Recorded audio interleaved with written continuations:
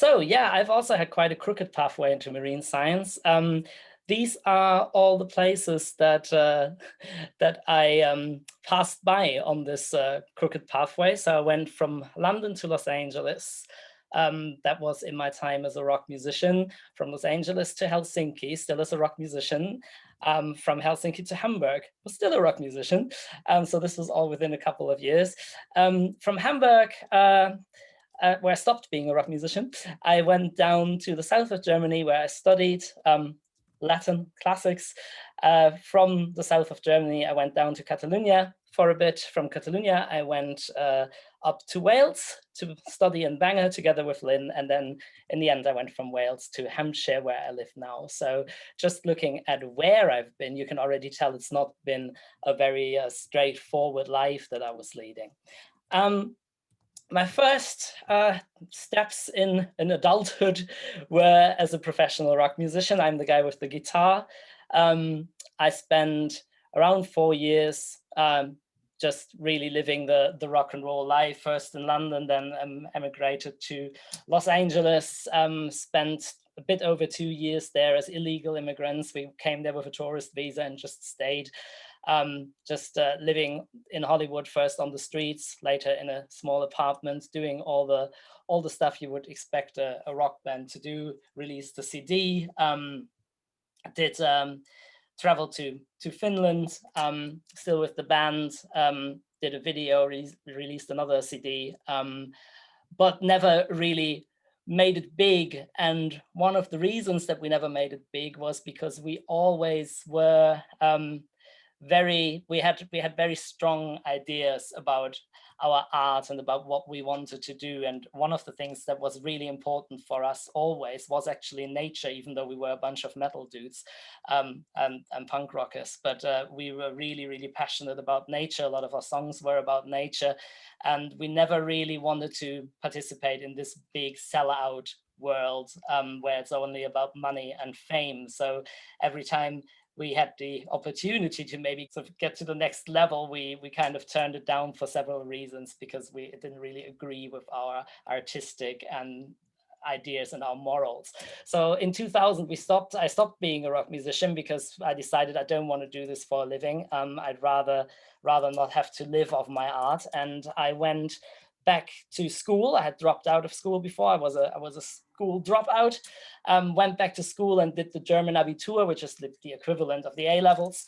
And afterwards, I went and studied, and didn't study marine biology or anything like that. I studied classics. So I studied classics for a while. I became a teacher. My partner and I, we opened our own online Latin school, which he is still running today. And I worked as a teacher for Latin, but also for German as a foreign language. And I did that for a number of years, 9 years, until I had a complete burnout, a complete crisis, and I couldn't work anymore at all whatsoever. I was just completely flat. And I was very unhappy at that time, and I didn't know what I could do with my life. So I went down to Catalonia and spent almost 2 years doing nothing.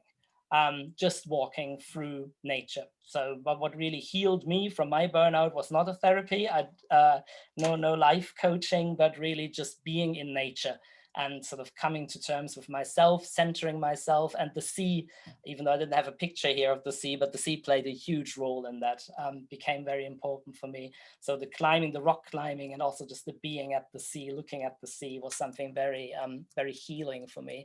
And I decided to go back to my first love, which was actually, I always wanted to become a conservationist ever since I was 7 or 8 years old, back in the 80s, where things were grim and Greenpeace were the big heroes. And I've always saw myself in conservation. And I decided, right, I'm going back to uni, and I'm going to study natural sciences, and I'm going to do something to save this planet. So that's what I did. I went back to uni. I did an undergrad in environmental and sustainability science, and I did my master's in Bangor, like Lynn, in marine environmental protection.